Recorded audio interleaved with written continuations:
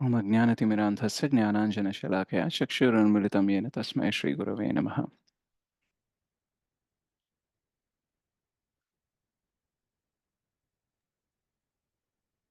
नमो विष्णुपादाय कृष्णपृष्ठाय भूतले श्रीमते भक्तिवेदान्तस्वामिनिति नामिने नमस्ते सारस्वते देवे गौरवाणी प्रचारिणे निर्विशेषशून्यवादि पाश्चात्यदेशतारिणे वाञ्छाकल्पतरुभ्यश्च कृपासिन्धुभ्यैव च पतितानां पावनेभ्यो वैष्णवेभ्यो नमो नमः। जय श्रीकृष्ण चैतन्य प्रभु नित्यानंद श्री अद्वैत गदाधर श्रीवासादि गौरभक्तवृंद। हरे कृष्णा कृष्ण कृष्ण हरे हरे, हरे राम राम राम हरे हरे। जय जय श्री चैतन्य जय नित्यानंद जय अद्वैत चंद्र जय गौर भक्त वृंद। जय जय श्री चैतन्य जय नित्यानंद जय अद्वैत चंद्र जय गौर भक्त वृंद। जय जय श्री चैतन्य जय नित्यानंद जय अद्वैत चंद्र जय गौर भक्त वृंद। मुखं करोति वाचालं पंगुं लंघयति गिरिं यत्कृपातमहं वन्दे श्रीगुरुं दीनतारिणं परमानन्दमाधवं श्री चैतन्येश्वरम्। सो हरे कृष्णा मधु सेन प्रभु जी, आप सबका हरे कृष्ण स्वागत है। प्रभु जी, दंडवत प्रणाम। हरे कृष्णा। हरे हरे कृष्ण कृष्ण प्रभु जी, प्रभु जी, दंडवत प्रणाम प्रभु। हरे हरे कृष्ण कृष्ण। प्रभु जी, दंडवत हरे प्रणाम। कृष्णा। दंडवत प्रणाम। प्रभु जी, दंडवत प्रणाम प्रभु जी। हरे प्रणाम। कृष्ण। हरे कृष्णा। सो आज हम जो नया बुक है, थर्ड बुक है, वो उसको स्टार्ट करेंगे। तो उस बुक का नाम है कृष्ण भावनामृत, एक अनुपम भेंट। सो इंग्लिश में उसको बोलते हैं Krishna consciousness the matchless gift. तो मैचलेस का अर्थ ये होता है कि उसको हम किसी और चीज से मैच ही नहीं कर सकते। जैसे कभी कभी हम तुलना कर सकते हैं कि देखो ये गिफ्ट से ना ये गिफ्ट बेटर है, या फिर ये गिफ्ट के हिसाब से ये भी ठीक ठाक है। तो लेकिन कृष्ण भावनामृत एक ऐसा गिफ्ट है जो प्रभुपाद जी ने और हमें गुरु परंपरा ने, गौड़ी वैष्णव ने, लॉर्ड चैतन्य ने जो हमें दिया है, वो एकदम से मैचलेस है। राइट। तो इसलिए आप देखना, आप जीवन में एक बार आपको कृष्ण भावनामृत का रुचि लग गया, उसके बाद में कोई और चीज आपको सेटिस्फाई नहीं कर सकती। आपने अनुभव किया है ऐसा कभी? Yes, no? यस यस प्रभु। प्रभु। यस प्रभु। राइट। कोई और बोल दे देखो आपको ना, अच्छे से पैसे दे दूंगा, बाकी जो भी सुख है भोग है उसका मैं अरेंजमेंट कर दूंगा, आप बस माला जपना छोड़ दो, ये मंदिर जाना छोड़ दो, ऐसा कोई बोलता है तो हम अग्री होते हैं क्या? नहीं प्रभु जी। नहीं। राइट। तो हमें लगता है कि नहीं नहीं नहीं नहीं, नहीं चाहिए, अभी उतना ज्यादा कुछ नहीं चाहिए, ठीक है मिलता है तो मिलने दो, लेकिन जब छोड़कर प्रभुपाद जी के बुक्स छोड़कर, ये जो संघ है कृष्ण भावनामृत का, राइट, इसको छोड़कर हमें नहीं चाहिए, क्योंकि nothing can match it. Right. तो एक बार वो रुचि लग गया तो अब उसको बाकी सब चीजें ना एकदम फीके लगेंगे, उसमें कोई रस नहीं लगेगा, एटलीस्ट इतना तो अट्रैक्टिव नहीं लगेगा कि यार मैं ये प्रोसेस छोड़ के वहां पे जाऊं। राइट। लेकिन रुचि आने से पहले लग सकता है कि हाँ ठीक है, यहाँ पे मुश्किल है, चैंटिंग करो, ये करो, वो करो, बहुत सारे रिस्ट्रिक्शंस है, नहीं करना है, इनिशियली लग सकता है, लेकिन थोड़ा टाइम आपने बिता लिया ना तो आपको ये अनुभव हो जाएगा कि इससे बढ़िया चीज कोई और हो ही नहीं सकती जीवन में। राइट। भले ही थोड़ी सी मुश्किल है, लेकिन इससे जो मिलने वाला है लाभ मुझे, वो किसी और चीज से नहीं मिल सकता, किसी और प्रोसेस से नहीं मिल सकता। तो इसलिए कृष्ण भावनामृत जो है वो एक मैचलेस गिफ्ट है। तो प्रभुपाद जी इस बुक में पहला चैप्टर जो लिखते हैं वो है स्पिरिचुअल नॉलेज थ्रू कृष्ण, यानी कृष्णा के द्वारा आध्यात्मिक ज्ञान लेना। तो प्रभुपाद जी शुरू करते हैं ये बताकर कि कृष्ण भावनामृत का, या फिर कृष्ण भावनामृत संघ का मेन एम क्या है। तो वो बोलते हैं कि सारे जीवों को back to their original consciousness, यानी उनकी जो सही चेतना है, सहज चेतना है, उस स्तर पर उन्हें वापस लेके आना है। तो अभी क्या हुआ है कि सारे जो जीव है किसी न किसी प्रकार पीड़ित है माया से। ओके। जैसे सबको देखा जाए तो थोड़ा ना पागलपन है। राइट। सो आप देखना, सबका पागलपन अलग हो सकता है, लेकिन एक चीज कॉमन है कि सब में थोड़ा ना थोड़ा पागलपन है। होता है कि नहीं होता है? आप बताओ। होता है प्रभु जी। राइट। तो कौन कितना पागल है, ये वैरायटी है, लेकिन एक बात कॉमन है कि सब पागल हैं। क्यों पागल है? तो प्रभुपाद जी बोलते हैं जैसे अगर कोई किसी को भूत पकड़ लेता है, राइट, किसी के शरीर में कोई एकदम आत्मा घुस जाती है, राइट, ऐसा होता है कभी कभी, उसको बोलते हैं पोजेशन बोलते हैं। तो जब कोई पिशाच या भूत पकड़ लेता है किसी इंसान को, तो वो क्या करता है, बकवास करने लगता है। और पहला चीज क्या होता है, वो भूल जाता है कि वो स्वयं कौन है, right. The first thing happens when you get possessed is you forget who you are. Okay. And उसके बाद में आप अनाप शनाप कुछ भी बकने लगते हो, कुछ भी करने लगते हो, नॉनसेंस करने लगते हो, राइट। तो वैसे ही हम यहाँ पे भौतिक जगत में आने के बाद हमें क्या होता है, माया और पिशाच, राइट। तो माया देवी हमें पकड़ लेती है और हमें मोह में डाल देती है, भ्रम में डाल देती है। उसकी वजह से हम क्या करते हैं, फर्स्ट थिंग हम भूल जाते हैं कि हम कृष्णदास हैं, राइट। आप में से कितने लोगों को याद था कि आप कृष्णदास हैं भक्ति में आने से पहले? किसी को याद था? नो प्रभु जी। नहीं। राइट। याद है नो मतलब प्रभु जी। ऑलरेडी आप भक्ति में हो, याद नहीं है मतलब ही तो भक्ति में नहीं है ना। तो भक्ति में आने के बाद हमें प्रभुपाद जी याद दिलाते हैं कि हम ना कृष्णदास हैं। यहाँ पे पूरा बॉस बन के घूमना चाहते हैं ना, एक्चुअली हमें समझना चाहिए कि हम बॉस नहीं दास हैं, राइट। तो यानी फर्स्ट चीज क्या हो जाता है, हम भूल जाते हैं कि हम कौन हैं। और एक बार हम भूल गए कि हम कौन हैं, तो फिर हम जो भी करेंगे उसमें ज्यादा सेंस नहीं होगा, राइट। तो इसलिए बहुत सारी बकवास चीजें हम करते रहते हैं, बोलते रहते हैं, राइट, सपने बुनते रहते हैं जिसका कोई मतलब नहीं होता, राइट। तो क्यों होता है ये सब, माया और पिशाच, राइट। तो माया देवी ने हमको उनके शक्ति से हमें क्या कर लिया, मोहित कर दिया। मोहित कर दिया, इसलिए हम कुछ भी करने लगते हैं। तो वैसे तो हम भगवान के अंश हैं। ममैवांशो जीवलोके जीवभूत सनातन मनःषष्ठानि इंद्रियाणि प्रकृतिस्थानि कर्षति। भगवत गीता में 15वें चैप्टर के 7वें श्लोक में भगवान बताते हैं कि सारे मेरे अंश ही हैं ये सारे जीव। तो भगवान जैसे प्योर है वैसे उनके अंश भी प्योर होने चाहिए। भगवान सच्चिदानंद विग्रह हैं, तो हम भी सच्चिदानंद ही होने चाहिए। तो लेकिन क्यों हमारी चेतना ऐसे हो गई, तो प्रभुपाद जी एग्जाम्पल देते हैं, बारिश का जो पानी होता है, राइट, वो धरती को टच करने से पहले प्योर ही होता है। लेकिन जैसे ही धरती को टच करता है, वो मिट्टी से बाकी सारे मलमूत्र से उसके साथ में संपर्क में आ जाता है, तो वो क्या जो होता है, कंटेमिनेट हो जाता है, राइट। तो प्रदूषित हो जाता है। तो वैसे ही हम एक्चुअल में देखा जाए तो फुल्ली कृष्ण कॉन्शियस होते हैं, फुल्ली प्योर होते हैं। लेकिन जैसे ही इस भौतिक प्रकृति के टच में आते हैं तो क्या हो जाता है, प्रदूषित हो जाता है। So we are contaminated by material consciousness, material desires. So ये भौतिक प्रकृति के संपर्क आने से पहले हम ठीक हैं, लेकिन जैसे ही इसके संपर्क में आते हैं प्रदूषित हो जाते हैं, राइट। तो एक चीज यहाँ पे हमें याद रखनी चाहिए कि सब लोग ना भगवान के अंश है, सारे जीव भगवान के अंश है, वो सब प्योर है। लेकिन सिर्फ और सिर्फ ये मटेरियल कांटेक्ट होने की वजह से ही वो प्रदूषित है। तो कभी कभी क्या होता है, ये चीज हमें याद रखनी क्यों जरूरी है, क्योंकि हम लोगों को ना उनके एक्टिविटीज के ऊपर, उनके गुणों के ऊपर डिसाइड कर देते कि ये बुरा व्यक्ति है, ये अच्छा व्यक्ति है, राइट। और उसके द्वारा क्या हो जाता है, हम उनसे थोड़ा सा द्वेष करने लगते हैं या फिर ज्यादा लगाव करने लगते हैं।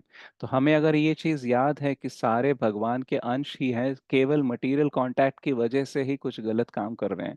और जो अच्छे से कृष्ण भावनामृत में आ रहा है वो अच्छा हो जाएगा, और जो ज्यादा से ज्यादा मटेरियल कांटेक्ट में होगा वो बुरा होते जाएगा। लेकिन core, at the core, right, वहां पे तो सब लोग जीव भगवान के अंश है। तो यानी हमें ये ज्ञात रखना चाहिए, उससे क्या हो जाएगा, हम प्रॉपरली लोगों के साथ डील कर सकते हैं। अदरवाइज क्या हो जाएगा, हम भूल जाते हैं। हमें एक प्रार्थना करनी चाहिए रोज कि भगवान हमें सबको जीव के स्तर पर, आत्मा के स्तर पर देखने का शक्ति दीजिए, राइट। हमें सबको कृष्ण भावना भावित होकर देखने का ज्ञान दीजिए, राइट, दृष्टिकोण दीजिए। ऐसे हम प्रार्थना कर सकते हैं कि नहीं कर सकते हैं? हमें याद रहता है क्या कि सारे कृष्ण के अंश है? पूरे दिन में अगर आप जब लोगों से डील करते हो, आपको याद रहता है कि सारे भगवान के अंश है, नहीं नो प्रभु। प्रभु जी, नो। राइट। तो इसलिए हम द्वेष कर लेते हैं, उन पे गुस्सा कर लेते हैं, तो रॉन्ग डीलिंग्स हमारी चलते रहती हैं, राइट। तो जो पीड़ित है, राइट, माया और पिशाच के साथ, तो वो ना कुछ भी कर सकता है। तो हमें क्या करना चाहिए, हमें दूर रहना चाहिए, उनसे डील करना चाहिए, लेकिन ये नहीं भूलना चाहिए कि वो भी आत्मा है और वो भी भगवान के अंश है, राइट। तो प्रभुपाद जी यहाँ पे एक एग्जाम्पल बोलते हैं कि एक बार एक साइकियाट्रिस्ट को एक केस दिया गया था एक मर्डरर का। बोला कि इसकी थोड़ी मनस्थिति कैसी है, इसको थोड़ा सा चेक करो। तो उसने एग्जामिन करके बोला है कि ये भले ही मर्डरर है, लेकिन एक्चुअली ये ना, इसकी मानसिक स्थिति अच्छी नहीं है। तो अगर आप चाहो तो इसको सजा कम कर सकते हो या फिर इसकी सजा कैंसिल कर सकते हो, क्योंकि इसने जो भी किया है वो एक्चुअली इसकी मति भ्रमित होके किया है, लेकिन इसका कोई ऐसे इंटेंशन नहीं था। तो वैसे देखा जाए तो हमारे जीवन में भी ना बहुत बार हम लोगों के साथ गलत इसलिए नहीं करते कि हम इंटेंशनली कुछ प्लान कर रहे हैं, राइट। लेकिन वो हो जाता है, हम भी काम क्रोध लोभ मोह मद मात्सर्य के साथ पीड़ित हैं, राइट, माया के साथ पीड़ित हैं। इसलिए क्या हो जाता है, हम गलत कर लेते हैं। इसलिए ना जो अच्छा इंसान होता है ना, उसको ना गलती करने के बाद थोड़ा सा एहसास होता है कि यार मुझे ऐसा करना नहीं चाहिए था, right. Next time I will make sure that I will not do it. Next time भी गलती होता होगा, लेकिन थोड़ा सा तो ऐसा एहसास होता है कि नहीं करना चाहिए था। आप बताओ, होता है कि नहीं होता यस प्रभु, होता है। यस है, प्रभु राइट। जी। तो बहुत बार हम गलत करना नहीं चाहते लेकिन गलत हो जाता है, क्योंकि हम माया के प्रभाव में हैं, राइट। तो कुछ लोग होते हैं जो इंटेंशनली प्लान करके लोगों को हर्ट करते हैं। तो वो व्यक्ति कहाँ पे है, वो बहुत ही ज्यादा मायाग्रस्त है। मतलब सब लोग मायाग्रस्त हैं, सबका पागलपन है, लेकिन वो जो इंटेंशनली कर रहे हैं, मतलब वो तो बहुत ही गहरे, क्या बोलते हैं, दलदल में फंस गए हैं माया के, कि वो अब इंटेंशनली लोगों को हर्ट करने लगे।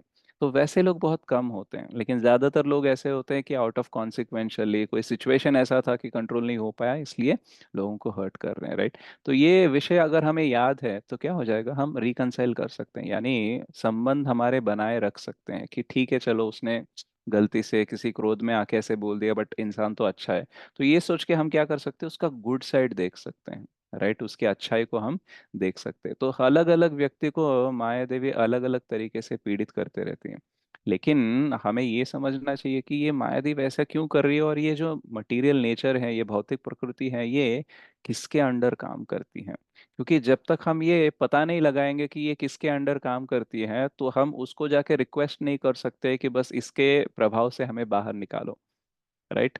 आप टेक्निकली समझ रहे हो, अगर आप माया से पीड़ित हो और आपको उससे निकलना है बाहर, तो आपको पता लगाना जरूरी है कि नहीं कि माया किसके अंडर काम करती है। तभी जाके आप कुछ कंप्लेंट करोगे, रिक्वेस्ट करोगे, प्रार्थना करोगे कि मेरे को आपके सर्वेंट से थोड़ा सा कंट्रोल से बाहर निकालो। होता है कि नहीं होता है, यस प्रभु। राइट।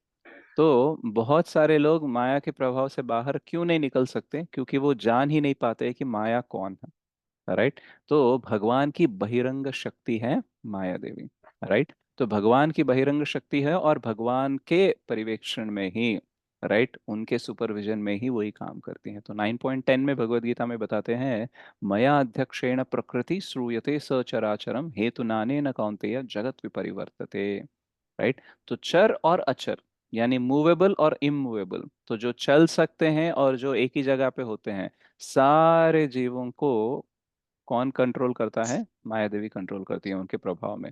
और माया देवी किसके कंट्रोल में रहती है, पूरी भौतिक जगत, मटेरियल नेचर किसके कंट्रोल में रहते हैं, कृष्ण के कंट्रोल में रहते हैं। तो जब हम कृष्ण भावना भावित होंगे, तभी माया से हम बाहर आ सकते हैं, अदरवाइज हमारे लिए कोई ऑप्शन नहीं है। अलग अलग श्लोक भी आते हैं भगवत गीता में, दैवी ही एष गुणमयी मम माया दुरत्यय मामेव ये प्रपद्यन्ते माया मेताम तरन्ति ते। तो ये जो मेरी शक्ति है, बहिरंग शक्ति है, ये बहुत ही मुश्किल है, इसको आप क्रॉस ओवर अपने बल पे कर नहीं सकते हो, लेकिन मामेव ये प्रपद्यन्ते माया मेताम तरन्ति ते। तो अगर आप मेरे पास सरेंडर हो जाओगे तो क्या कर सकते हो, आप इस माया से बाहर निकल सकते हो, अदरवाइज तो कोई चांस है ही नहीं। आप कितना भी दिमाग लगा लो, कितना भी पढ़ाई कर लो, राइट, कितने भी एग्जाम दे दो, कितना भी रिसर्च कर लो, आप उससे बाहर नहीं हो सकते हो। तो सारे जीव भगवान के पार्ट एंड पार्सल्स हैं, तो उनकी सेवा करने से ही, राइट, उनका संग करने से ही हम इस माया से बाहर निकल सकते हैं। तो वैसे तो हम प्योर हैं, लेकिन अभी मटेरियल कांटेक्ट में आ गए हैं, माया के प्रभाव में आ गए हैं, इसलिए बुरे हैं, राइट। अदरवाइज हम अच्छे ही हैं। तो अगर पुनः वो स्थिति को हम प्राप्त करना चाहते हैं, तो हमें क्या करना चाहिए, हमें कृष्ण भावना भावित होना चाहिए। तो प्रभुपाद जी बार बार कहते हैं कि कृष्ण भावनामृत संघ का एकमात्र लक्ष्य ये है कि अभी लोग मटेरियल कॉन्शियस के हो गए, मतलब भौतिकवादी हो गए हैं, भौतिक जीवन में ही इंटरेस्ट रख रहे हैं। लेकिन उनकी सहज स्थिति वो नहीं है, वो एक्चुअली आत्मा है और भगवान के अंश है। तो वो फुल्ली कृष्णा कॉन्शियस होना, फुल्ली कृष्ण भावना भावित होना उनका सहज स्थिति है। लेकिन अभी क्या है, असहज स्थिति में आ गए हैं। तो इस असहज स्थिति से लेकर इनको सहज स्थिति में लेके आना, तो ये एक्चुअली इस्कॉन का काम है, या फिर कृष्ण भावनामृत का काम है। तो अगर एक तरीके से देखा जाए तो ISKCON is like a hospital. क्या है इस्कॉन? हॉस्पिटल। हॉस्पिटल है, राइट। हॉस्पिटल। तो हम सबको मायाग्रस्त है, माया से पीड़ित है, थोड़ा पागलपन चढ़ चुका है सब में, तो हमें क्या करना चाहिए? ट्रीटमेंट होना चाहिए हमारा। इसीलिए ये चीज हमको हमेशा याद रखनी चाहिए कि इस्कॉन इज अ हॉस्पिटल। क्यों? क्योंकि हॉस्पिटल में डॉक्टर ज्यादा होते हैं या पेशेंट ज्यादा होते हैं? पेशेंट। पेशेंट ज्यादा होते हैं, राइट। और हमें हॉस्पिटल का जो स्टैंडर्ड है या फिर उसकी जो महिमा है उसको किस हिसाब से देखना चाहिए? डॉक्टर्स के हिसाब से या फिर पेशेंट्स के हिसाब से? डॉक्टर। राइट। तो डॉक्टर्स कम होते हैं, first thing. Second thing, doctors का क्वालिफिकेशन देखना चाहिए, डॉक्टर्स कितने अच्छे हैं उसके हिसाब से हमें बताना चाहिए कि हॉस्पिटल अच्छा है कि नहीं अच्छा है। मान लो अगर आप हॉस्पिटल में जा रहे हो, आपके साथ कोई पेशेंट अच्छा बर्ताव नहीं कर रहे हैं, तो आप बोल सकते हो क्या कि हॉस्पिटल अच्छा नहीं है, ये देखो ये पेशेंट मेरे साथ अच्छा बर्ताव नहीं कर रहा है? ऐसा बोल सकते हो आप? नो प्रभु, ऐसा नहीं बोल राइट। सकते। क्योंकि पेशेंट ऑलरेडी पागल है इसलिए उधर है। और अगर वो आपसे अच्छा बर्ताव नहीं कर रहा है और आप उसके बेस पे बोल रहे हो कि हॉस्पिटल अच्छा नहीं है, मतलब पागल कौन है? हम भी पागल है, इसीलिए तो हॉस्पिटल में। राइट। ये क्योंकि बात। वो ऑलरेडी उसका मत ही अच्छा नहीं है, वो ठीक करवाने के लिए आया है, तो उसको हमें सपोर्ट करना चाहिए। राइट। अगर डॉक्टर हमसे अच्छा बर्ताव नहीं करता है तो हम बोल सकते हैं कि देखो हॉस्पिटल अच्छा नहीं है, डॉक्टर अच्छे तरीके से बात नहीं करता है। तो वैसे ही इस्कॉन में जो प्रभुपाद जी और उनके शिष्य हैं, या फिर उनके शिष्य हैं जो बहुत उच्च स्तर के हैं, वो सारे डॉक्टर के पोजीशन पे होते हैं, वो हमारे शिक्षा गुरु दीक्षा गुरु होते हैं। तो उनका बर्ताव हमेशा अच्छा ही होता है, क्योंकि वो हमेशा कृष्ण भावना भावित होता है। बाकी लोग जो हैं, राइट, वो ट्रीटमेंट ले रहे हैं अभी, राइट, अभी वो उनका प्रोसेस चल रहा है, तो उनसे हम 100% परफेक्शन एक्सपेक्ट नहीं कर सकते हैं। कोई हमारे साथ गलत कर सकता है, कोई हमें चीट कर सकता है, कोई हमारे साथ थोड़ा रूडली बर्ताव कर सकता है। तो हमें इनके बेस पर ये बोलना नहीं चाहिए कि देखो मंदिर को मैं इसलिए नहीं आ रहा हूँ क्योंकि ये व्यक्ति ना, ये डिवोटी मेरे साथ अच्छा बिहेव नहीं कर रहा है, इसने मेरे साथ ऐसा किया, उसने मेरे साथ ऐसा किया, इसलिए मंदिर नहीं आ रहा हूँ, ये नहीं करना चाहिए।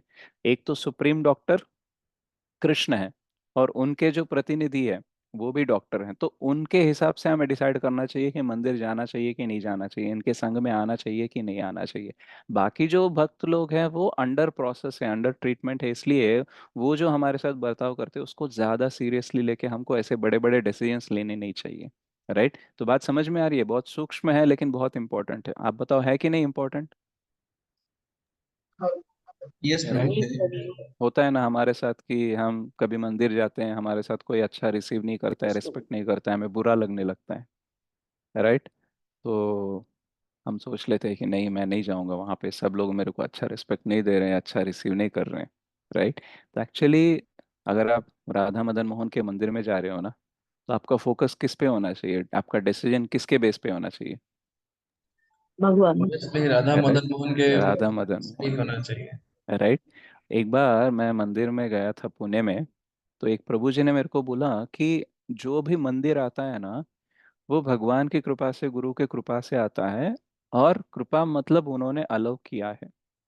राइट। ऐसे ही कोई व्यक्ति, जैसे हमारे घर के अंदर कोई आना चाहता है तो किसकी परमिशन होनी चाहिए? हमारे प्रभु जी। हमारी परमिशन होनी चाहिए। और अगर हमने किसी को परमिट किया है, वो व्यक्ति अंदर आया है, तो हमारे परिवार के जो बाकी लोग हैं उनको उस व्यक्ति के साथ अच्छा बर्ताव करना चाहिए कि नहीं करना चाहिए?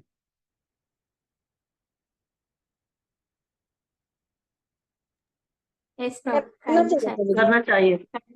राइट। मान लो आप हेड ऑफ द फैमिली हो, आपने एक व्यक्ति को घर में आने दिया, इसका मतलब है बाकी लोगों को उसको रेस्पेक्ट करना ही चाहिए, क्योंकि आपने अप्रूव किया, उसको आने दिया, तो ही इज योर गेस्ट।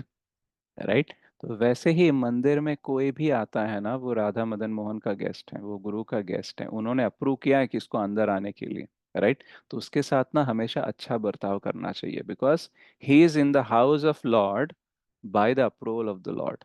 तो भगवान के परमिशन के साथ ही वो भगवान के घर में आया है वहां पे, राइट। तो उसको हमें रेस्पेक्ट करना चाहिए, और जो कोई भी व्यक्ति होता है जो मंदिर आता है, जो भक्ति में आता है, उसको हमें रेस्पेक्ट करना चाहिए, क्योंकि भगवान ने अप्रूव किया है उसको, राइट। तो ये चेतना जब होगी ना, हम सबके साथ थोड़ा अच्छा बर्ताव करेंगे।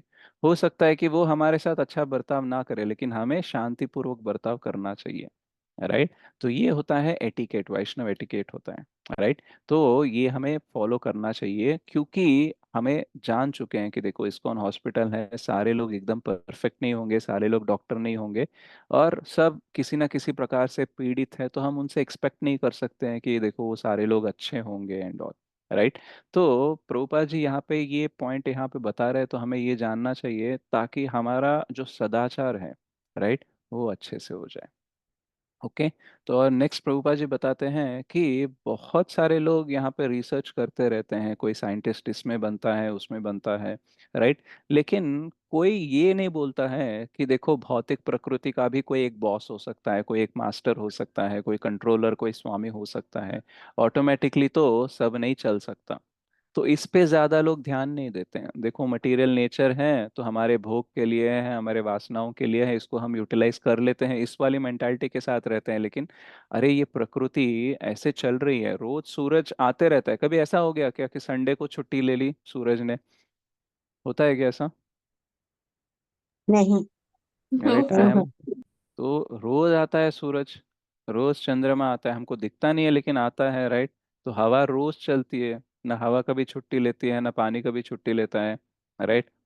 तो ऐसा कभी हो गया कि पानी ने बता दिया कि आज मैं लीव पे हूँ, तो आप कितना भी पियो, मैं आपकी प्यास नहीं बुझा सकता? ऐसा होता है क्या? ऐसा कभी सोचा नहीं होगा आपने ना, होता है, नहीं होता है। नहीं। राइट। पता नहीं। तो सब जो नेचर है ना, वो ऑलवेज ऑन ड्यूटी रहता है। ओके। क्यों? किसके भय से?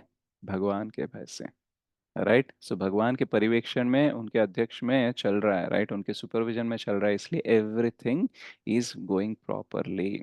ओके।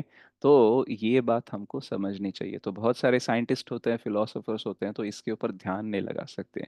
और एक बहुत बड़ी चीज बोलते हैं प्रभुपाद जी वहाँ पे कि देखो, मैं बहुत सारे कॉलेजेस में जा चुका हूँ, लेकिन वहाँ पे मैंने कोई ऐसा डिपार्टमेंट नहीं देखा है जो ये रिसर्च कर रहा है कि एक मृत व्यक्ति में और एक जीवित व्यक्ति में फर्क क्या है, राइट।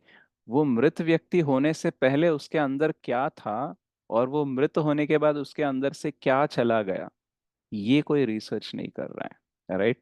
हम बोलते हैं ना, अभी रेगुलरली देखो, हम इंडिया में भी बोलते हैं, अगर किसी की मृत्यु होती है तो हम हिंदी में क्या बोलते हैं उनको? कि वो चल बसे। ऐसा बोलते हैं कि नहीं बोलते? यस प्रभु जी। तो प्रश्न नहीं आता है क्या, अगर व्यक्ति का शरीर यहाँ पे है तो कौन चल बसा? इवन हम तो ना इतना भी बात कर लेते हैं कि देखो उनकी आत्मा को शांति मिले, ओके। लेकिन वहां पे आत्मज्ञान लेने का प्रयास करते हैं कि मतलब सेंटेंसेस तो हम बोल देते हैं कि वो चल बसे हैं, वो स्वर्गवास हो चुका है, राइट, वो भगवान के पास जा चुके हैं, तो वो कौन है, राइट। और इनमें जो बॉडी में और उस आत्मा में फर्क क्या है? ओके, क्या आत्मा है, क्या बॉडी है, उसमें क्या डिफरेंस है, इसके ऊपर हमारा ज्यादा ध्यान जाता नहीं है, राइट। तो हम बोल बहुत बार देते हैं आत्मा के बारे में, लेकिन आत्मा का ज्ञान नहीं ले पाते। तो आप देखना कोई भी कॉलेज में या फिर यूनिवर्सिटी में या फिर स्कूल में जाओ, बहुत सारे सब्जेक्ट्स होते हैं, लेकिन सारे सब्जेक्ट्स भौतिक होते हैं। ऐसे आपने कितने कॉलेजेस या स्कूल देखे हैं, या फिर कितने डिपार्टमेंट देखे हैं जहाँ पे आत्मा के बारे में रिसर्च होता हो, या फिर आध्यात्मिक ज्ञान के बारे में रिसर्च होता हो? ऐसे कितने इंस्टीट्यूट्स हैं? नहीं है प्रभु जी। राइट। बहुत। तो प्रभुपाद जी बोलते हैं कि कहाँ पे है आपका इंस्टीट्यूट, राइट, कहाँ पे है आपका डिपार्टमेंट? और आपने इतना कुछ प्रगति कर लिया, राइट, इतने बिल्डिंग बना लिए, इतने हवाई जहाज बना लिए, सब कुछ बना लिए, लेकिन आपने इतना रिसर्च करके ऐसे आपने प्रगति नहीं की कि जो मृत व्यक्ति के शरीर के अंदर से जो चला गया उसको पकड़ के फिर से वापस डाल के उसको जीवित करने की शक्ति है क्या आपके पास? कोई प्रगति है ऐसा? नो प्रभु जी। राइट। तो आपने कोई ऐसा ऑटोमेटिक मशीन नहीं बनाया जो अपने आप चलता हो, राइट। उसको चलाने वाला होना चाहिए, एटलीस्ट बटन दबा के थोड़ी देर तो ऑपरेट करने वाला होना चाहिए, लेकिन आपने कोई ऐसा ऑटोमेटिक मशीन नहीं बनाया जो अपने आप चले, राइट, किसी और की कोई प्रमेय नहीं, मतलब उसका कोई इन्वॉल्वमेंट के बिना चले। राइट। तो बेसिकली प्रभुपाद जी ये बोल रहे हैं कि हम प्रगति कर लेते हैं, लेकिन हम बहुत उसके प्राउड भी होते हैं, हम बहुत गर्व बोलते हैं देखो हमने, हमारी टेक्नोलॉजी इतनी है उतनी है, लेकिन आज तक हम ये नहीं पता लगा सके कि आत्मा कैसा है, या फिर आत्मा को हम देख नहीं पाते हैं।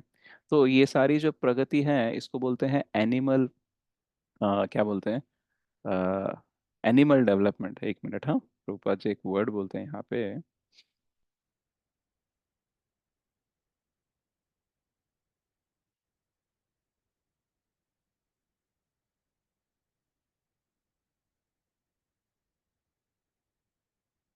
Animal technology. राइट। तो क्यों? क्योंकि आहार निद्रा भय मैथुन, ये चार के ऊपर आप जा ही नहीं रहे हो। राइट। अभी जैसे आप मान लो कि कुकिंग करने के लिए हमने माइक्रो ओवन या फिर मिक्सर ग्राइंडर ये सब बहुत इन्वेंट कर लिया टेक्नोलॉजी के साथ, बट ये किस कैटेगरी में आता है? आहार में आता है कि नहीं आता है? यस प्रभु जी, आहार में है। राइट। सो बहुत अच्छा सा बेड बना लिया, ये कॉट वाला वो कॉट वाला, मैट्रेसेस बना ली, इसका एकदम हेल्दी वाला मैट्रेसेस, ये सब कुछ बना लिया, किस कैटेगरी के अंदर आ रहा है? निद्रा। निद्रा। राइट। और बाकी हमने टेक्नोलॉजी के मतलब बहुत बड़े हवाई जेट बना लिए हैं, राइट, न्यूक्लियर बॉम्ब बना लिया, गन बना लिया, ये किस में आ रहा है? भय। राइट, प्रोटेक्ट करने के लिए। ओके। एंड बाकी क्या है, हम बच्चे पैदा करने के लिए बहुत ज़्यादा टेक्नोलॉजी यूज़ कर रहे हैं। ओके। तो वो भी किस में आ गया? मैथुन में आ गए। तो आहार निद्रा भय मैथुन, ये चार के ऊपर हम जा ही नहीं रहे हैं। तो ये तो एनिमल्स भी करते हैं, उनका स्ट्रगल रहता है, मे बी उनका टेक्नोलॉजिकल डेवलपमेंट उतना नहीं रहता होगा, लेकिन ये चार ही तो करते हैं, इसके ऊपर नहीं आते हैं। तो अगर हम सारी प्रगति सिर्फ आहार निद्रा भय मैथुन में ही करना है तो उसको फिर एनिमल टेक्नोलॉजी बोलते हैं। मतलब हम इंसान की तरह कुछ और नहीं कर रहे हैं, कुछ नया नहीं कर रहे हैं। राइट।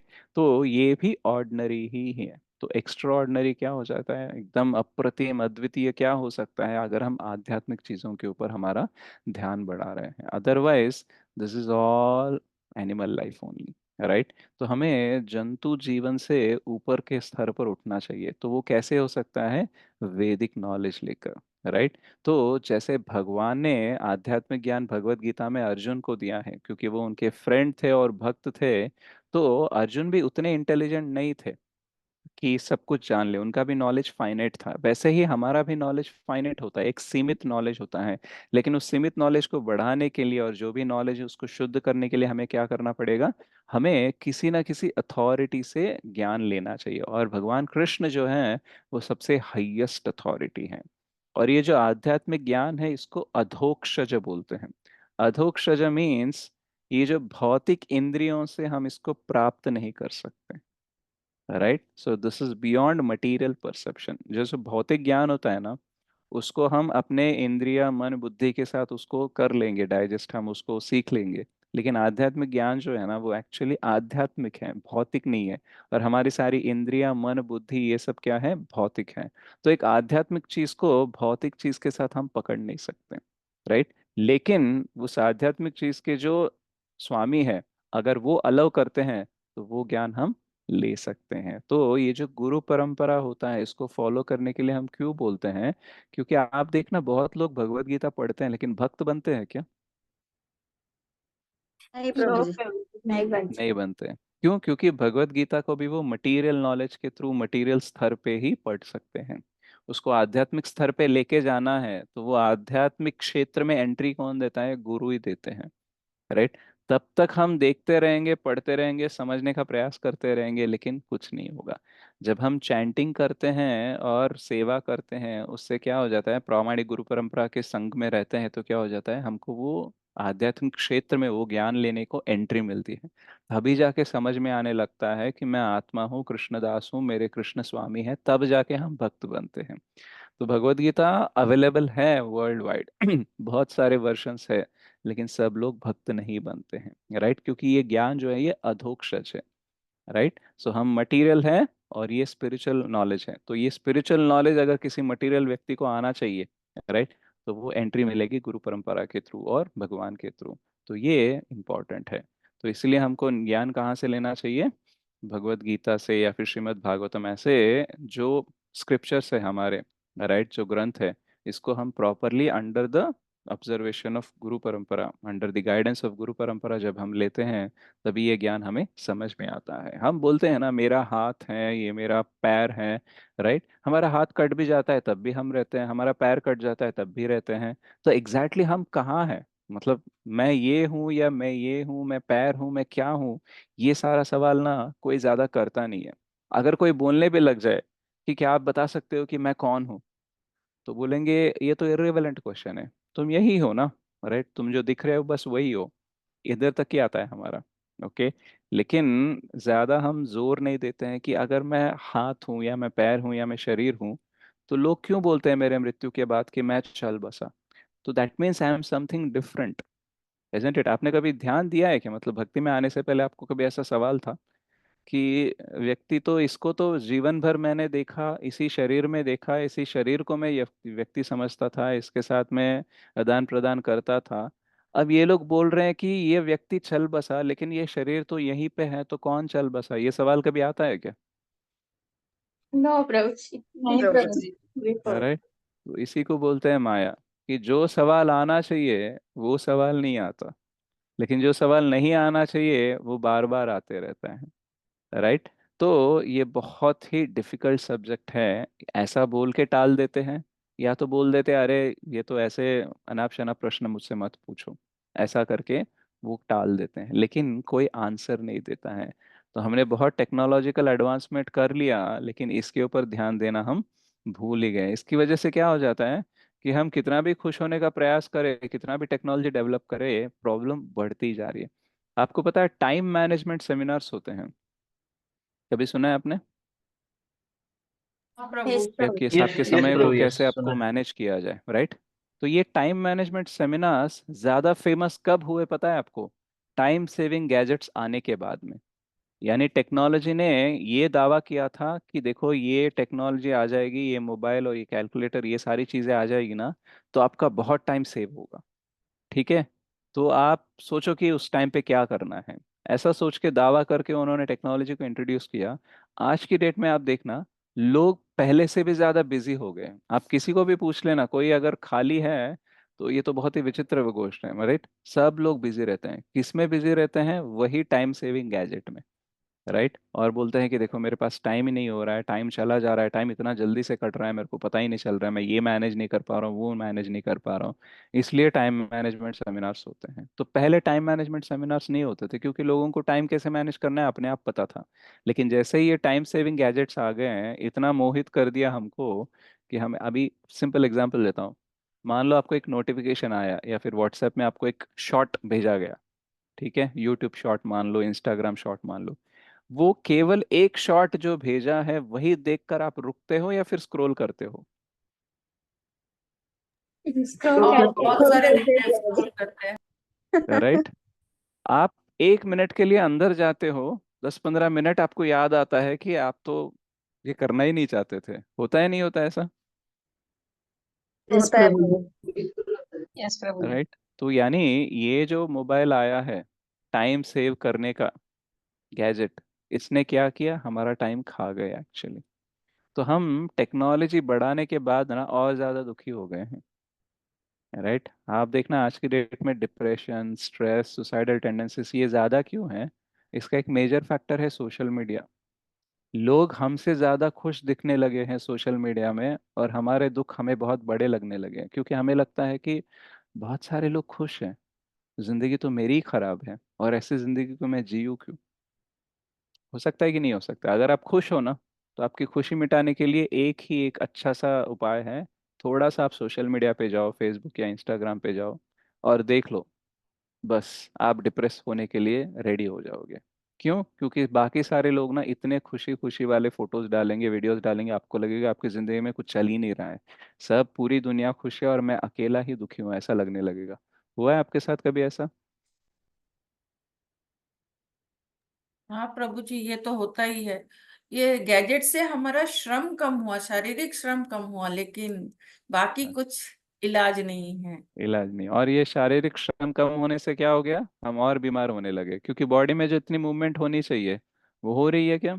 नहीं हो रही है। और हम ज्यादा लेजी बन गए हैं, एक ही जगह पे बैठते हैं। आपको पता है बहुत सारे लोग ना घर से बाहर निकलते ही नहीं है।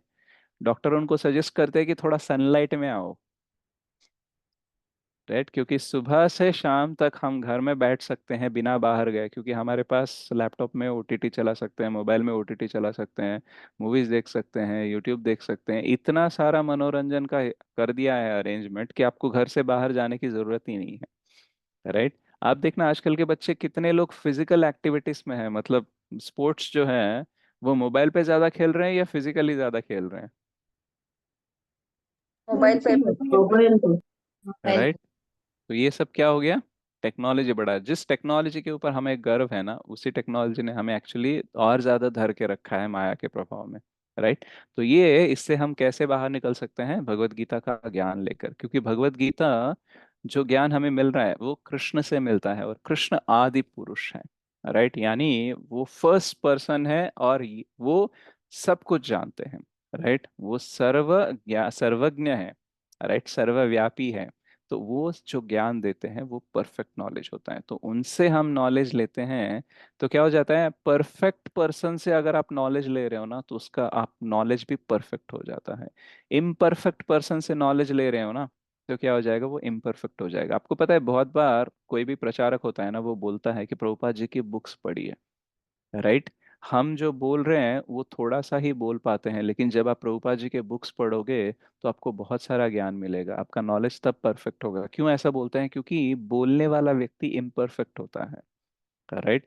गुरु परंपरा के कृपा से वो थोड़ा कुछ बोल पाता है, लेकिन पूर्ण तरीके से परफेक्ट नॉलेज नहीं दे पाता है वो, राइट। इसलिए हमें गुरु साधु शास्त्र इन तीनों को हम फॉलो करने के लिए बोलते हैं। हम ये नहीं बोलते कि बस गुरु जो बोल रहा है वही है, क्योंकि कभी कभी गुरु भी गलत बोलेगा, तो आप उसको क्रॉस वेरीफाई कैसे कर सकते हो, शास्त्र पढ़कर, राइट। और शास्त्र पढ़ के आपको अगर समझ में नहीं आ रहा है, तो बाकी साधुओं का आचरण देखकर आपको पता चलता है कि ये करना चाहिए, ये नहीं करना चाहिए।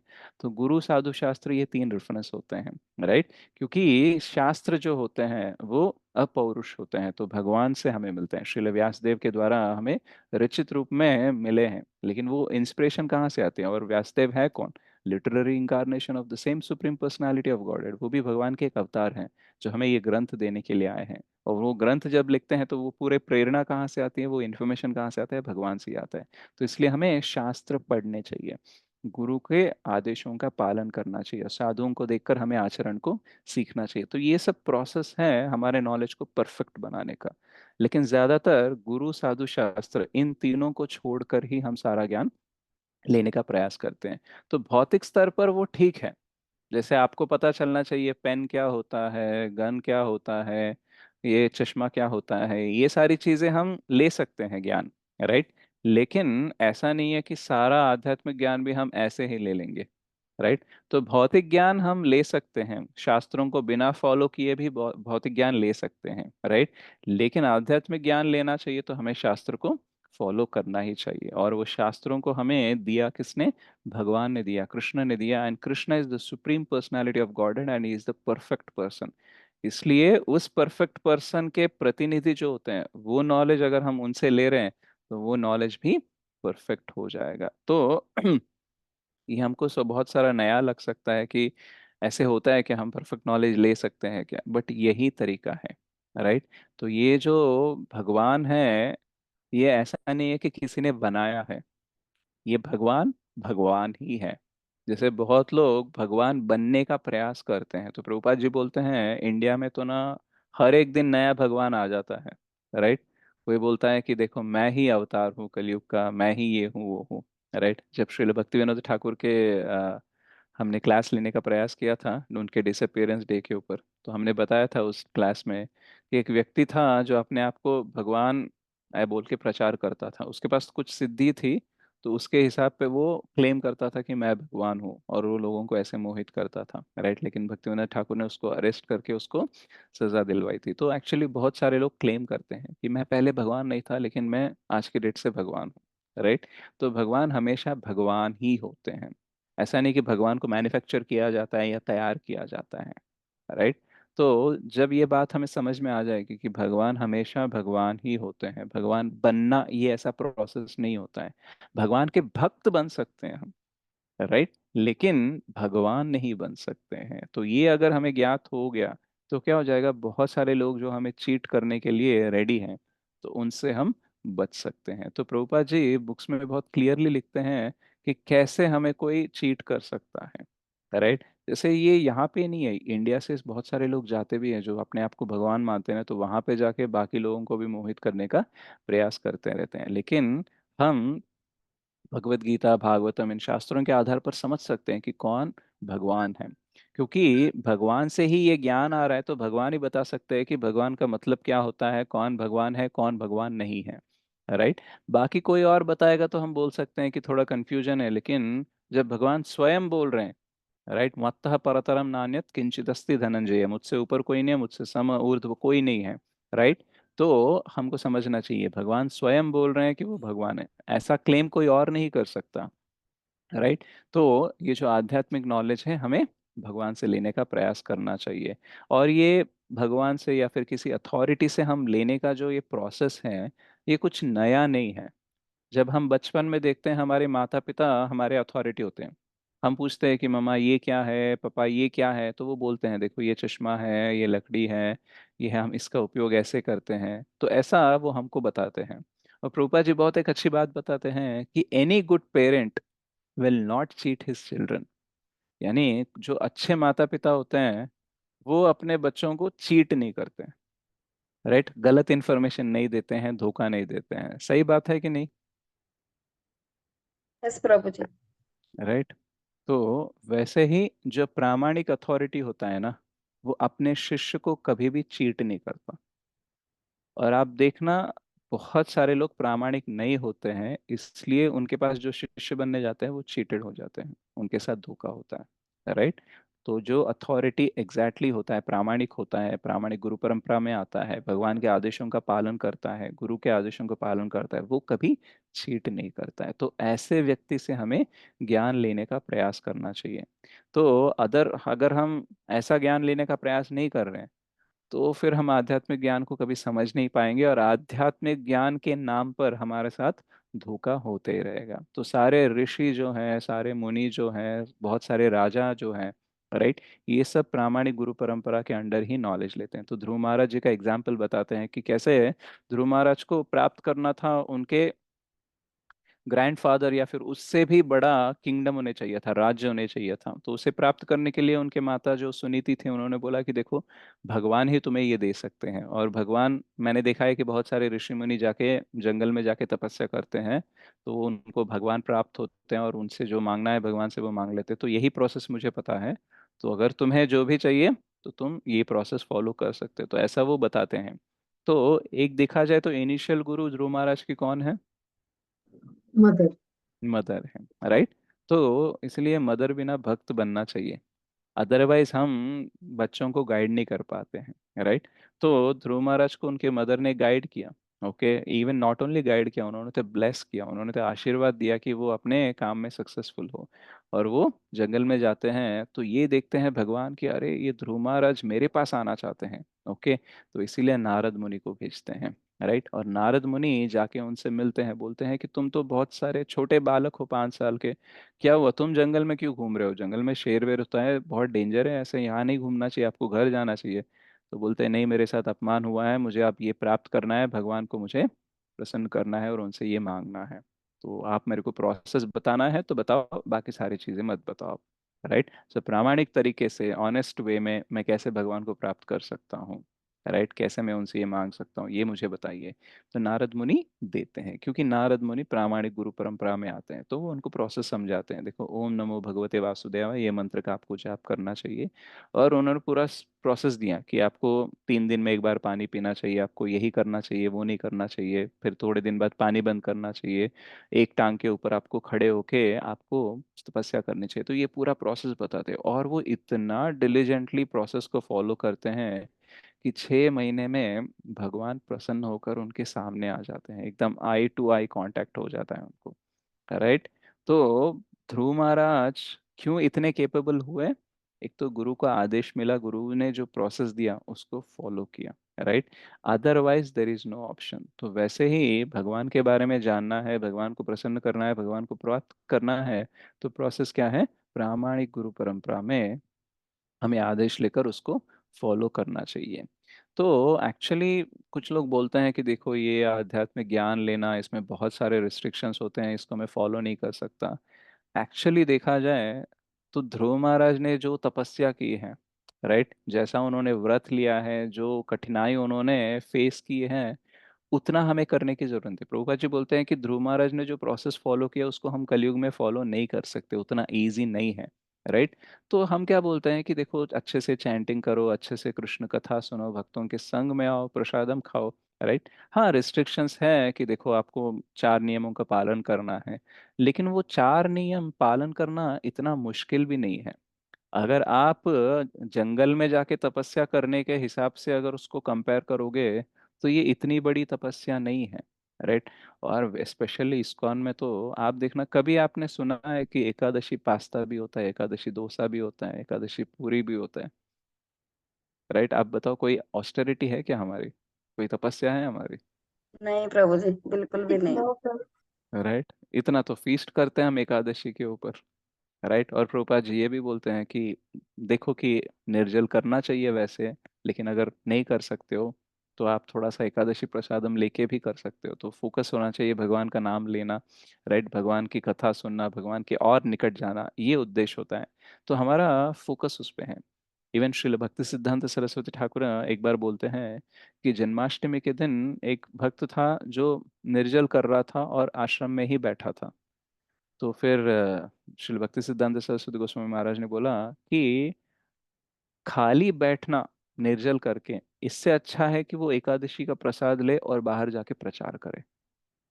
क्योंकि इम्पोर्टेंट क्या है, लोगों को कृष्ण भक्ति देना और हम कृष्ण भावना भावित होना, राइट। तो जो हम ये ऑस्टेरिटी कर रहे हैं उसका मेन उद्देश्य क्या है, हम कृष्ण भावना भावित होकर यही कृष्ण भावना दूसरों को देने के लायक बनना, राइट। तो उसमें प्रयास करना चाहिए हमें। तो रूल्स और रेगुलेशंस हमको क्यों दिए गए हैं, क्योंकि उसका मुख्य उद्देश्य ये है। ये नहीं है कि सिर्फ रूल्स और रेगुलेशंस ही फॉलो करने हैं, राइट। तो इसलिए आप देखना इस्कॉन में भी रूल्स होते हैं, लेकिन इतना हार्ड एंड फास्ट नहीं है कि कोई इंसान कर ही ना पाए। ऐसा होता नहीं है। आप देखना कभी कभी ब्रह्मचारी आश्रम में गर्म पानी भी होता है। ब्रह्मचारी मतलब ऑस्टेरिटी मतलब सिर्फ ठंडे पानी से ही नहाना चाहिए, ऐसा नहीं है। ठंडे पानी से नहा के अगर आपको बुखार आया, 3 दिन आपको रेस्ट लेना पड़ा, तो सेवा तो गई ना। पॉइंट है कि नहीं, आप समझ रहे हो, यस प्रभु जी। Yes, Prabhu. Yes, right. Prabhu.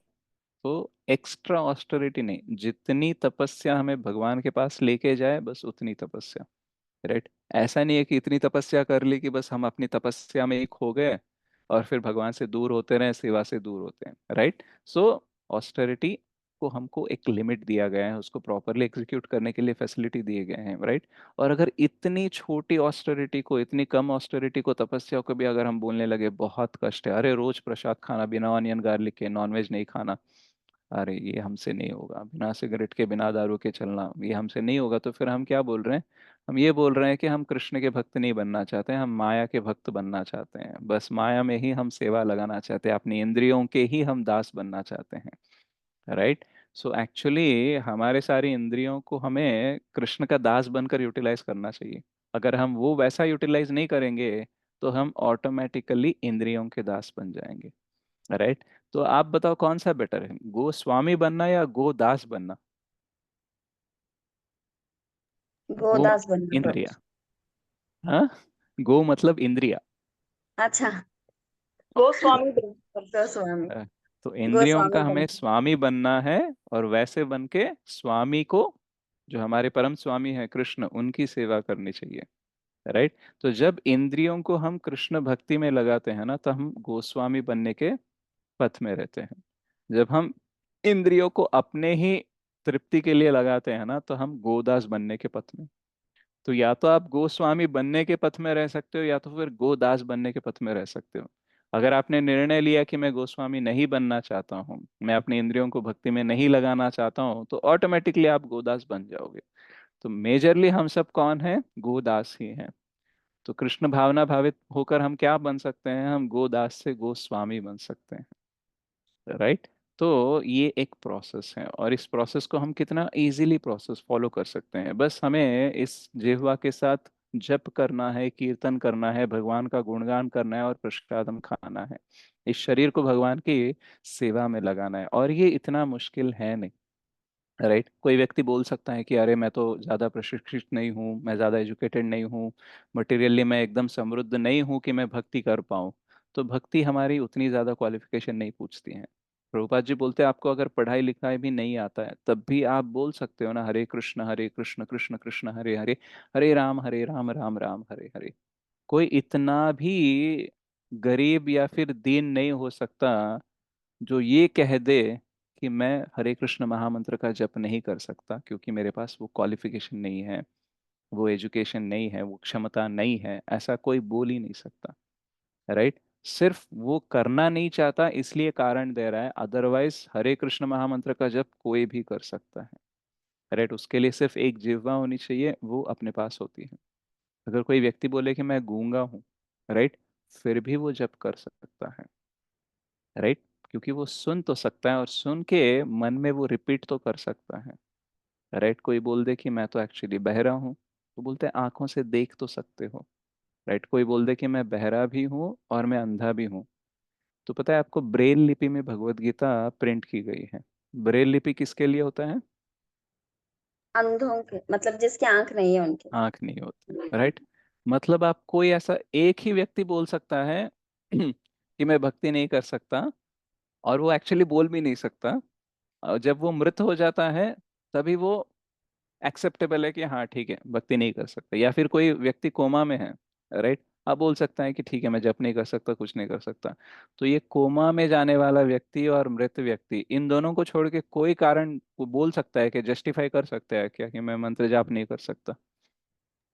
No problem. Right, तो जिस व्यक्ति के शरीर के अंदर प्राण है वो कर सकता है जप, वो खा सकता है प्रसाद। अब ये है कि वो करना नहीं चाहता है तो उसको कुछ नहीं कर सकते। हम एक मृत व्यक्ति को, कोमा में जो व्यक्ति जाता है ना, उसको जगा नहीं सकते हम। बाकी जो भी सोया हुआ है ना उसको जगा सकते हैं। लेकिन कोई व्यक्ति सोने का नाटक कर रहा है तो उसको जगा सकते हैं क्या? नहीं प्रभु जी। राइट, तो हमारे अंदर भक्ति जगाना मतलब क्या है? हम माया के निद्रा में हैं और हमको जगाना है, जगना है। राइट, तो वो नॉर्मल प्रोसेस है किसी को जगाना। राइट, लेकिन कोई मृत व्यक्ति है, कोई कोमा में गया है, तो उसको नहीं जगा सकते हिला हिला कर ऐसे। राइट, लेकिन कोई अगर व्यक्ति नॉर्मली सोया हुआ है, कितना भी डीप स्लीप में हो, उसको उठा सकते हैं हम। लेकिन कोई व्यक्ति है जो उठना ही नहीं चाहता, उसको कभी नहीं उठा सकते हम। तो वैसे ही भक्ति वेरी सिंपल, कोई भी ले सकता है। राइट, हरे कृष्ण महामंत्र का जाप करना, शास्त्रों को पढ़ना सुनना।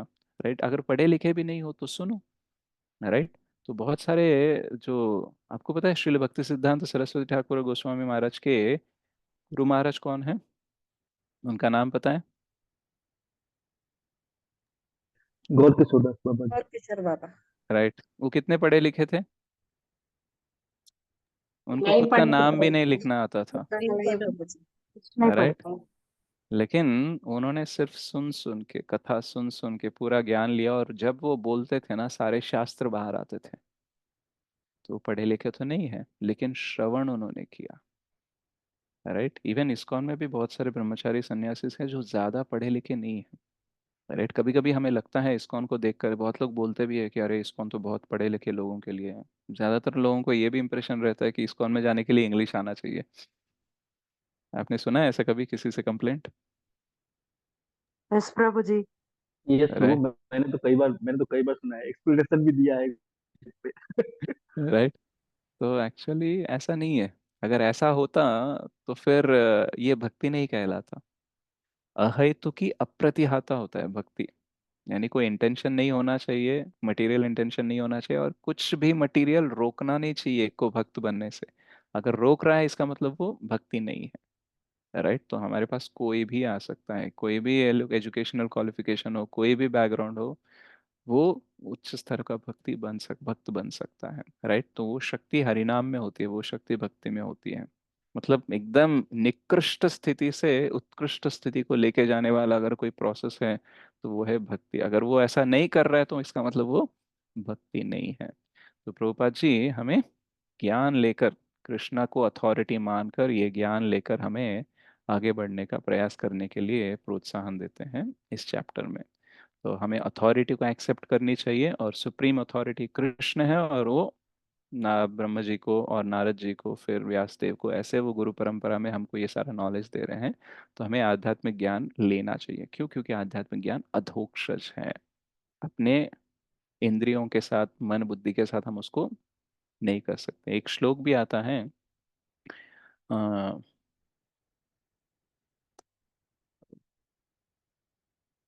श्लोक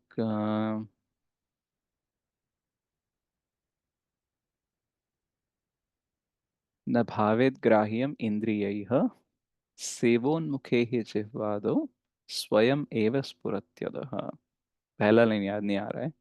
तो श्री कृष्ण जो नाम है, या फिर श्री कृष्ण का जो भी ज्ञान है, वो क्या है? अति इंद्रिय है। ओके, तो इंद्रियों के परे रहता है। लेकिन सेवोन्मुखे ही जिह्वा दो, सेवा के द्वारा हम उन्मुख होकर, अभी हम बहिर्मुख हुए हैं, कृष्ण से हमने ऐसे नजरें फेर ली हैं, लेकिन जो उन्मुख करने वाली भक्ति है, सेवा है, उसके द्वारा, और वो कैसे? इस जिह्वा के साथ हम करने लगेंगे, चैंटिंग करने लगेंगे, तो स्वयं एव स्फुरत्यदः। हाँ, तो कृष्णा स्वयं हमको वो एक्सेप्टेंस देंगे, एंट्री देंगे, एक्सेस देंगे कि हाँ चलो अभी आप आध्यात्मिक ज्ञान ले सकते हो। तो इट बिगिंस विथ चैंटिंग। इसीलिए ना, आप सिर्फ बुक्स पढ़ रहे हो तो ज्ञान नहीं आएगा आपको। सिर्फ चैंटिंग कर रहे हो, नहीं आएगा। चैंटिंग और रीडिंग साथ में हो रहा है ना, तो ज्ञान एकदम स्ट्रांग हो जाएगा।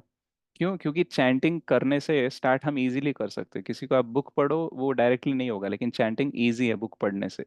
जब हम चैंटिंग करेंगे तो बुक पढ़ने का इंटरेस्ट आएगा, और जब बुक में पता चलेगा कि हरिनाम की महिमा कैसे है, तो हमारा चैंटिंग बेटर होगा। और जैसे ही चैंटिंग हमारा बेटर होता जाएगा, कृष्ण हमें बहुत सारी शक्ति देंगे उस अधोक्षज ज्ञान को हमको प्राप्त करने के लिए। तो इसलिए आप देखना, जितना आप अच्छे से चैंटिंग करोगे ना, बुक रीडिंग आपका उतना अच्छा होगा, अंडरस्टैंडिंग उतना अच्छा होगा। राइट? और साइमल्टेनियसली जैसे जैसे अंडरस्टैंडिंग आपका बुक्स का बढ़ते जाएगा, चैंटिंग में रुचि बढ़ेगी। और जैसे जैसे चैंटिंग में रुचि बढ़ेगी, भगवत कथा में रुचि बढ़ेगी। तो ये दोनों ना एक दूसरे को कॉम्प्लीमेंट करते हैं। राइट? अगर आप बुक्स नहीं पढ़ रहे हो, सिर्फ चैंटिंग कर रहे हो, तो वो ज्यादा दिन आपका चैंटिंग टिकेगा नहीं, और आपको रुचि भी नहीं आएगा। आप सिर्फ बुक्स पढ़ रहे हो, चैंटिंग नहीं कर रहे हो, पढ़ लोगे थोड़े दिन, इंटरेस्टिंग जब तक लगेगा, लेकिन उसके बाद में आप उस पर रुचि नहीं रख पाओगे। एक्चुअल में ये थोड़ा सा असंभव है। आप बुक्स पढ़ रहे हो फिर चैंटिंग नहीं कर रहे हो, इसका मतलब आपका कॉन्शियसनेस ठीक नहीं है। क्योंकि बुक पढ़ोगे तो ऑलमोस्ट हर पेज में प्रभुपाद जी बताते हैं, हर परपोर्ट में बताते हैं कि हरे कृष्ण महामंत्र का जप करना चाहिए। और आप पढ़ रहे हो और नहीं कर रहे हो, इसका मतलब आप पढ़ रहे हो क्या? नहीं पढ़ रहे प्रभु जी। राइट? तो दिस इज वेरी को रिलेटेड, इंटर रिलेटेड है। राइट? रीडिंग और चैंटिंग। तो ऐसे करके हम भक्ति में आगे बढ़ सकते हैं। और जो इस्कॉन का या फिर कृष्ण भावना भावित होने का एम है, कि असहज स्थिति से हम सहज स्थिति की ओर, no consciousness of Krishna to fully Krishna conscious, ये स्तर पे हम जा सकते हैं। एक तरीके से देखा जाए तो हम हिरण्यकश्यपु के चेतना से प्रहलाद महाराज के चेतना के ऊपर की ओर जा रहे हैं। राइट? पहले हम अभक्त और एकदम एथिस्ट, एकदम डिमोनियाक असुरिक मेंटालिटी हमारी, धीरे धीरे से हम प्रहलाद महाराज के मेंटालिटी के थ्रू, ऐसे हमारा जर्नी होता है। तो असहज स्थिति से सहज स्थिति, मटेरियल कांटेक्ट में आके अभी हम ये हो गए हैं, इम्प्योर हो गए हैं। तो अगर आप बारिश का पानी गिरने से पहले ही कलेक्ट करोगे तो वो प्योर ही रहेगा। लेकिन धरती को छूने के बाद उसको प्योरीफाई करना है, तो उसका एक प्रोसेस होता है। और उसके बाद में आप प्योर वाटर ले सकते हो। वाटर प्योरिफिकेशन प्रोसेस जैसे होता है गंदे पानी को साफ पानी बनाना, वैसे ही कृष्ण कॉन्शियसनेस क्या है? गंदी चेतना को एकदम साफ शुद्ध चेतना बनाना, कृष्ण कॉन्शियस बनाना। ठीक है? तो this is about the chapter 1, knowledge, spiritual knowledge through Krishna. है कि नहीं matchless gift? Yes Prabhu ji. Yes yes Prabhu ji. Beautiful gift. Consciousness purifier. बोलना आपके घर में वाटर प्यूरिफायर है, आरओ है। राइट? कैंट का पानी पीते हो, इससे शुद्ध पानी कहीं नहीं मिलेगा। पानी का ठीक है, चेतना का क्या कर रहे हो? कुछ है कि आपके पास प्यूरिफायर? Matchless gift. ओके प्रभु जी। राइट? तो आप देखना, रूम प्यूरिफायर होता है। ओके, मतलब गंदी स्मेल आ रही है रूम में, तो वो रूम रेफ्रेशनर होता है। और नीचे फ्लोर क्लीनिंग करने के लिए हमारे पास फ्लोर क्लीनर्स होते हैं, एसिड्स होते हैं। अपने कमोड को साफ करने के लिए भी हार्पिक होता है, राइट। बाकी बहुत सारी चीजें हैं गंदी चीज को साफ करने के लिए। बट चेतना को, मन को साफ करने के लिए कुछ है क्या? बुक्स, प्रभुपाद बुक्स है प्रभु। रूपात बुक्स है मतलब कोई कंपनी बनाती है क्या कोई ऐसा केमिकल जो मैचलेस हमारे मन गिफ्ट, को शुद्ध करे? Matchless gift Prabhu. Krishna matchless consciousness gift. Totally. Right, तो एक ही है। क्योंकि फर्स्ट थिंग, मन कहाँ पे है किसी को पता ही नहीं है। कोई मन को पकड़ भी नहीं सकता साफ करने के लिए। राइट, अभी जैसे मान लो आपकी फर्श है, फ्लोर है आपके घर का, उसको क्लीन करने के लिए आपको फर्श दिखता है, उसके ऊपर करने के लिए वो फर्श वहीं पर रहता है, इसलिए आप साफ कर सकते हो। लेकिन मन न दिखता है न अपनी पकड़ में आता है, तो कहाँ पकड़ेंगे उसको, कहाँ देखेंगे और कहाँ साफ करेंगे? कॉम्प्लिकेटेड है कि नहीं? यस प्रभु, बहुत कॉम्प्लिकेटेड। तो जो पकड़ में नहीं आता उसको मंत्र पकड़ में लेके आता है। मनः त्रायते इति मंत्र। Okay, so thank you very much. Jagat Guru पति पावन पतित पावन श्री प्रभुपाद की जय, श्री गुरुदेव की जय, निताई गौर प्रेमानंदे, हरि हरि बोल।